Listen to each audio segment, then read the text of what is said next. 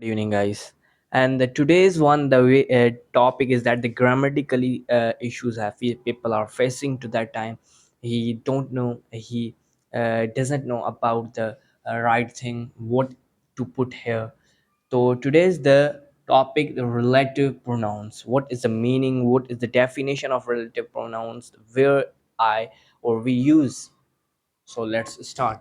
The first one, the word is specified to related pronoun is that these words is relative pronouns. First one, who, then second, which, what, did. This is a group of that, and then when, where, who, whom. These all of the eight words is called relative pronouns, and relative pronouns use for who, use for person, and which use for things or animals, and what use for thoughts, and about that use for alls. But one situation is that everything, something, even, then, the only, then the same. Then you can use it when for place, where for place के लिए आप use कर सकते हैं इसको, और when का जब मीनिंग होता है जब, फॉर द टाइम के लिए आप यूज कर सकते हैं time.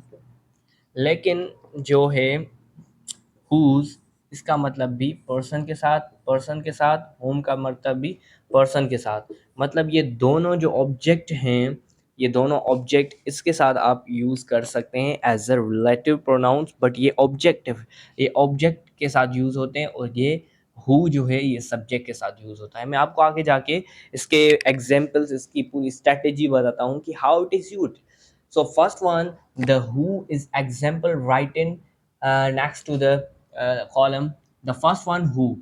Call the boy who absent yesterday. Who was absent yesterday?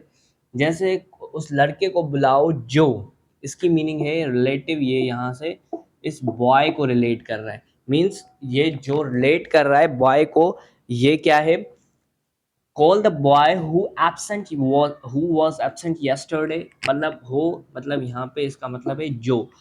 उस लड़के को बुलाओ जो कल एब्सेंट था। ठीक है। अब वॉज क्योंकि ये पास्ट है। और the second one is which, things और एनिमल्स। यहाँ पे एनिमल्स का भी यूज कर सकते हैं और थिंग्स का भी यूज कर सकते हैं। The car which you drive is not bad. जो गाड़ी तुम चलाते हो या जो गाड़ी तुम्हारे पास है वो बुरी नहीं है, वो अच्छी है। It's great for drive, it's great to drive. या the car which you drive is not bad. फिर है what, about thoughts, you can use for the thoughts। tell me something that you know, जो तुम जानते हो मुझे बताओ। जैसे लेकिन यहाँ पे मीनिंग तो सबकी जो ही निकल रही है। ये देखिए यहाँ पे जो, ये that भी जो ही बता रहा है। फिर है और दे, that का एग्जाम्पल है ये रहा when का। when you get off when you got off when you get off your home, तुम जब अपने घर से निकले। आई नो अबाउट दिस, मुझे इस बात का पता था। बट है यहाँ पे where I don't know where do you live. मुझे नहीं पता तुम कहाँ रहते हो, मुझे नहीं पता तुम कहाँ रहते हो। वेयर यहाँ पे प्लेस को डिफाइन कर रहा है कि प्लेस का मुझे नहीं पता जहाँ पे तुम रहते हो। फिर है call the person whom computer this is. उस आदमी को बुलाओ जिसका मतलब ये कंप्यूटर है।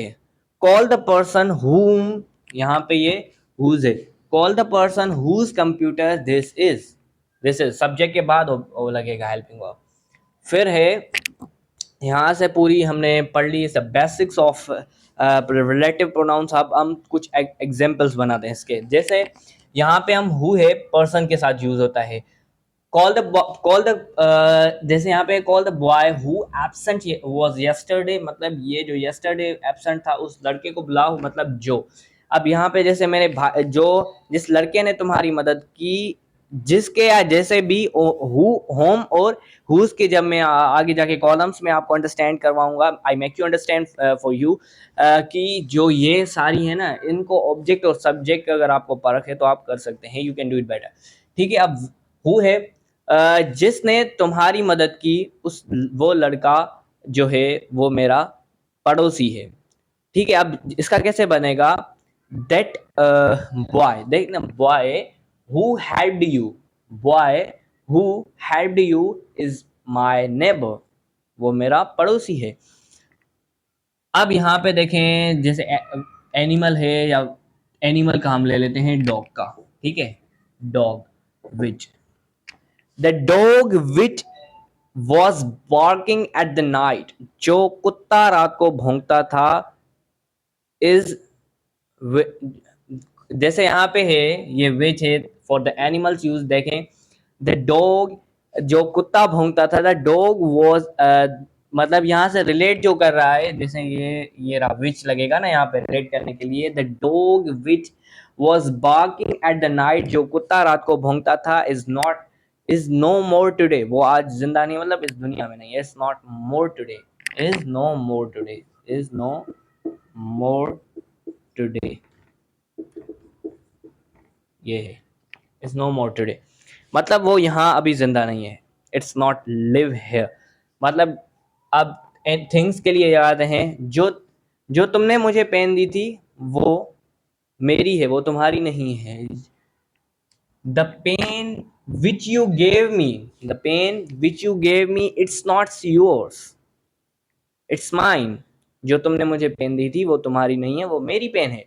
आप इसको तरह से विच किसके लिए है? थिंग, थिंग क्या है? पेन है, यहाँ पे पेन थिंग है, तो हम थिंग के लिए विच यूज करेंगे, लेकिन इनका मतलब सारों का यही है, जो और ये भी जो, ये भी जो, लेकिन अब हम स्पेसिफाई करते हैं किसी चीज को, जैसे दैट हम ऑल इसलिए इस ऑल इस शर्त पे लगा सकते हैं, जैसे everything, something, even, the only, the same, ये अगर वर्ड्स हों उस सेंटेंस में तो आप ये यूज कर सकते हैं। जैसे यहाँ पे मैंने लिखा है tell me something that you know, that, अब यहाँ पे जब आप बताएं तो हु व्हाट लगेगा, क्योंकि ये थॉट्स है, लेकिन व्हाट नहीं लगेगा, यहाँ पे दैट लगेगा, क्योंकि यहाँ पे ये लग रहा है समथिंग, इस वजह से, ठीक है। अब वेयर का भी एक एग्जाम्पल है, I don't know where do you live, जब तुम निकले, सारों का मैंने एक एक एग्जाम्पल दिया हुआ है अबाउट दिस।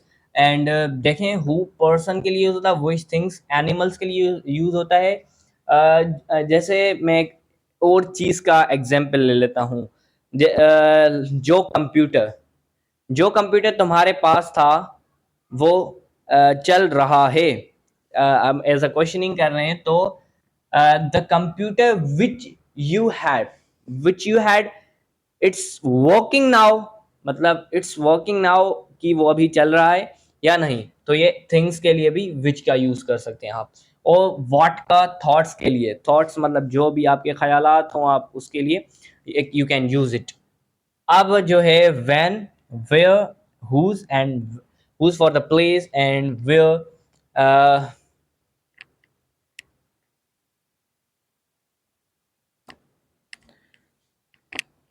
अब जो मैंने आपको बताया था कि मैं कॉलम बना के आपको समझाऊंगा, तो ये क्या है?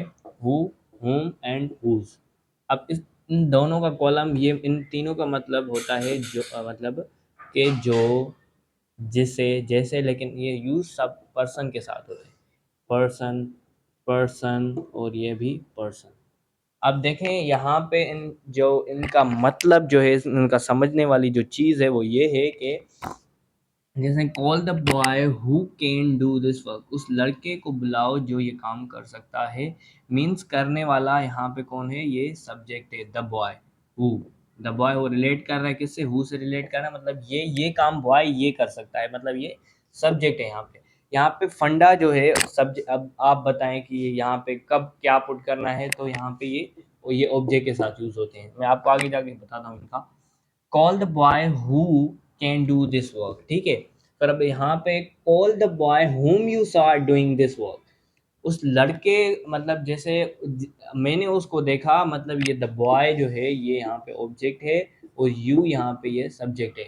जैसे call the boy whom you saw doing this work, उस लड़के को मतलब बुलाओ जिसको ये तुम काम करते हुए देखा था, मतलब देखा तुमने था, मतलब सब्जेक्ट तुम हो, तुमने ये काम किया था, देखने का सॉ, लेकिन किया किसने था? बॉय ने, तो ये ऑब्जेक्ट बन गया और ये सब्जेक्ट बन गया। जब सब ऑब्जेक्ट और सब्जेक्ट का आपको फंडा पता चल जाए तो यू कैन डू, जैसे यहाँ पे है, don't call the boy who can not do this work, उस लड़के को मत बुलाओ जो ये काम नहीं कर सकता। और यहाँ पे है, आई नो द बॉय हुम ब्रॉक दिस सेल फोन, मुझे मैं उसे पता, मुझे जानता हूँ मैं उस बंदे को जिसने ये सेल फोन तोड़ा है। फिर है, ये कॉल द मैन हुम कार दिस इज, उस आदमी को बुलाओ जिसकी ये कार है। इस तरह से ये हुम, हुज और हुज का फंडा है।